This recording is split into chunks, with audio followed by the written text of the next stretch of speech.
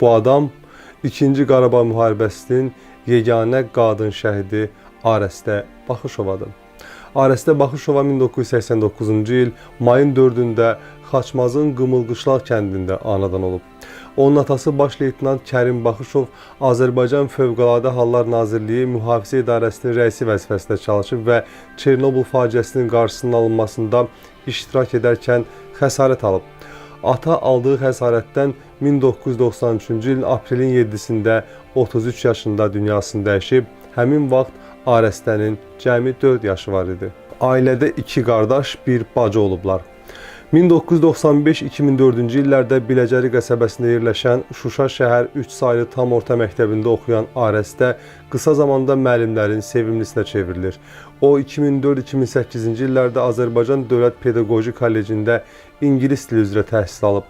2018-2019-cu illərdə Azərbaycan Silahlı Qüvvələrinin Mərkəzi Hərbi Klinik Hospitalında tibbi statist vəzifəsində çalışıb. İşinə dostlarına olan münasibətdə hər zaman seçilib. Arəstə Baxışova 2019-cu il iyulun 12-sində Beyləqanda yerləşən en saylı hərbi hissədə operator kimi fəaliyyət göstərməyə başlayıb.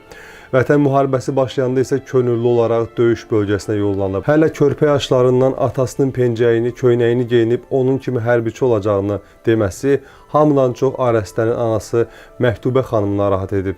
Ana övladının bu sahədə üzləşə biləcəyi çətinlikləri əvvəlcədən təxmin edərək onu çəkindirməyə çalışsa da heç bir faydası olmur. Qızının bu sahəyə olan sevgisi ananın qorxularını üstələyir. Məktubə ana qızının hərbiyə yollanmasını bu cür xatırlayır. Dedi, ana mən hərbiyə düzəlmək istəyirəm. Dedim 2 balam var, zülmlə böyütmüşəm sizi.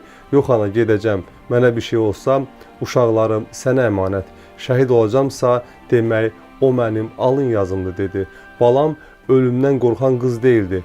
O gedəndə qızı Zəhra anasını qucağından özünü yerə çırpdı. Mərdan isə sakit qarşıladı. Beləcə Məktubə ananın əllərindən məktub kimi çıxan Arəstə Baxışova döyüş bölgəsinə yollanır. O 2020-ci ilin 27 sentyabrında başlanan Vətən müharibəsində Füzuli, Zəngilan və Qubadlının azadlığı uğrunda gedən döyüşlərdə yaralı hərbçilərə döyüş meydanındaca tibbi yardım göstərib.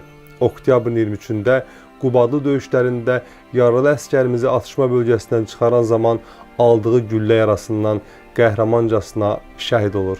Böyük izdihamla Biləcəri Şəhidlər Xiyabanında dəfn olunur.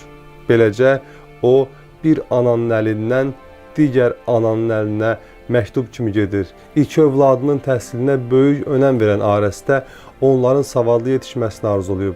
Qəhrəmancasına şəhid olan Arəstənin köynəyinin cibindən uşaqlarının dərs cədvəlinin çıxması da onun bu arzusunun nə qədər böyük olduğunu hamıya sübut edib. Şəhidimizin oğlu Mərdan televiziya verilişlərinin birində anası ilə bağlı xatirələrindən danışarkən bildirib. Ən böyük arzum məhkəmə sədri olmaqdır. Anam bizi ticarət mərkəzinə aparmışdı. Bizimlə şərt kəsmişdi ki, bizim bütün qiymətlərimiz yaxşı olsa, hər ay bizi gətirəcək. Adi 3 alsam belə anama deməyə çəkinirdim. Çox ciddi idi. Başqa yolum yox idi. Ancaq oxumaq. Müharibə vaxtı anamla danışanda mənə tapşırdı ki, nənənə, bacına yaxşı bax. Dərslərinizi də yaxşı oxuyun. Nənəsinin adını daşıyan Arəstə Baxışova ilə onun taleyini də yaşayır. O da nənəsi yaşda olanda 31 yaşında bu dünyadan köçür. Onun şəhidlik zirvəsinə yüksəlməsi ailə üçün bir daha həmin tarixi, həmin taleyi təkrar xatırladır. Azərbaycan ərazi bütövlüyünün təmin olunması uğrunda döyüş əməliyyatlarına qatılaraq hərbi hissə qarşısında qoyulmuş tapşırıqların icrası zamanı vəzifə borcunu şərəflə yerinə yetirdiyinə görə Arəstə Baxışova Azərbaycan Respublikası Prezidenti İlham Əliyevin 2020-ci il dekabrın 15-də verdiyi sərəncama əsasən o ölümündən sonra Vətən uğrunda medali ilə təltif olunub. Beynəlxalq Qırmızı Xaç Komitəsinin 12 may 2021-ci il tarixli qərarına əsasən Arəstə Baxışova ölümündən sonra İngilis tibb bacısı Florence Nightingale-nin şərəfinə təsis edilən Florence Nightingale medalı ilə təltif olunub. Tikinti işi görənlərin diqqətinə tikintidə əl əməyini yüngülləşdirən inqilabi bir aləti təqdim edirik. Fiksator.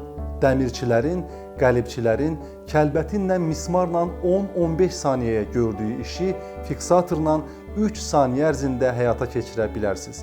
Fiksatordan həm vaxt qazanacaq, həm də əlavə əziyyətdən xilas olacaqsınız. Armaturla karkas quran zaman məftil işini əlinizi zədələmədən bir göz qırpımında həyata keçirmək üçün fiksatordan istifadə edə bilərsiniz. Sərfəli qiymətə istənilən sayda bu alətdən əldə edə bilərsiniz. Sifariş üçün əlaqə nömrəsi 051 773 77 37.